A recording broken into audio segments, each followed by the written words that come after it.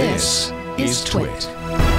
And the first one is a story that has gotten some real attention for Microsoft and more than a little attention within Microsoft.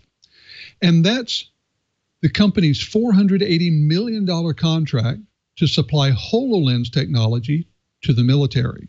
Now, a growing number of Microsoft employees say that they feel that this military project crosses a line of some sort, but CEO Satya Nadella says that Microsoft will sell war tech to democracies to, in his words, protect freedoms. Now, Satya Nadella says that Microsoft's $480 million contract to supply this technology to the military is a principled decision, and that the company will not withhold technology from democratic governments. The deal, which was signed in 2018, could see Microsoft supplying as many as 100,000 HoloLens headsets to the military as part of its Integrated Visual Augmentation System, or IVAS project. The intent is to integrate the HoloLens hardware with thermal imaging, weapons targeting, and health monitoring systems to, among other things, provide increased lethality of the soldiers using it. Now, it should be noted that increased lethality is the goal of, well, many of the projects that the military engages in. It's just part of what they do. However, a number of Microsoft employees have signed an open letter saying that the company should cancel the contract, arguing that they have crossed the line into active weapons development. Some 250 staff members are said to have signed the letter.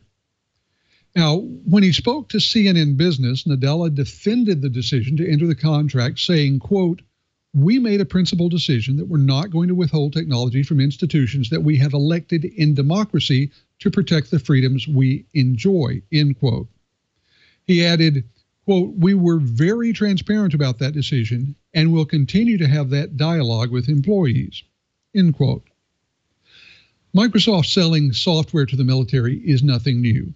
The U.S. Department of Defense is a large organization with all the standard productivity requirements that any large organization will have, Windows and other Microsoft software, just like a civilian organization might. But Microsoft software is also found in weapon systems and other areas that are exclusive to the military. Both Windows and Linux have been used in this capacity, with commodity software used to run critical command systems. The employees behind the open letter say that even with the contracts, Microsoft itself was never engaged in weapons development. It was selling general purpose software that others then used and adapted. Now, this is an old argument that employees and owners at many, many companies have. However, the IVAS contract is perceived to be different, with Microsoft, rather than the third parties, working to increase battlefield effectiveness, and here's that word again, lethality. The employees also criticized the company's review process for ethical development in selling machine learning systems, claiming it is opaque and inadequate to prevent weapons development. Now, in the wake of a decision made last year in a different form, because it involved immigration and customs enforcement, Microsoft Chief Legal Officer Brad Smith wrote that any employees felt unable or unwilling to work on certain projects would be assisted in finding alternative roles within the company. Now, I want to turn to my co-host. And Brian, I'll go to you first. This is something that you have a bit of experience with, don't you?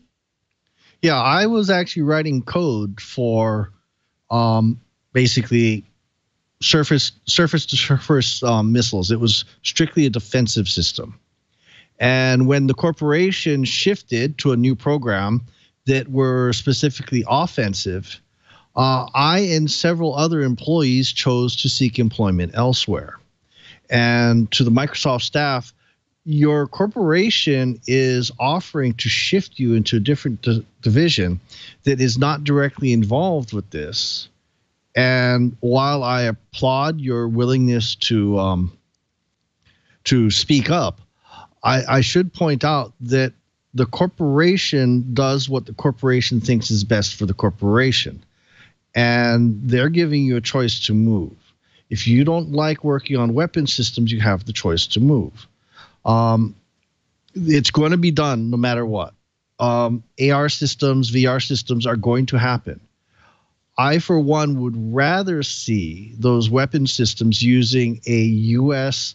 written system, a U.S. produced set of hardware, than having the ability for someone to potentially sneak something in the back door during the manufacturing or update process. So I do applaud Satya Nadella's position, and I do kind of tell people you can always change jobs. Well, you know, that's true. That's an option that many people have. Some may not, but many people do. And I'll admit that many years ago, when I was getting started in the industry, as a matter of fact, my first master's level research project was working on a compiler that was intended to be used in weapon systems. That was a big part of its design statement. And you get to decide, you know, are you comfortable with this or not?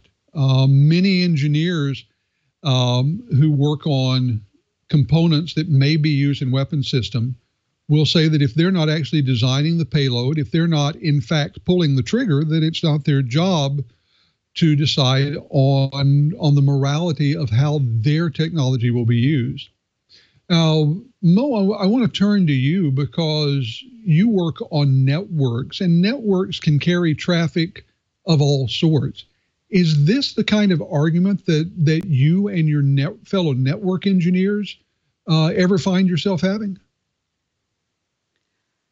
Well, to be honest, I don't think that I've ever thought about it like that. Certainly, having worked for some large behemoth companies like Nortel, you never. It's really hard to see all of the moving pieces. So you have to figure that if you're at a company like Microsoft or the big companies, for heaven's sake, even Walmart, that there's going to be actions that the corporation is going to take that you personally would not agree with. I think that you have to at some point divorce yourself from being able. At what point do you get to inflict your moral code? And as Chee pointed out, the corporation is going to act in the corporation's own best interest.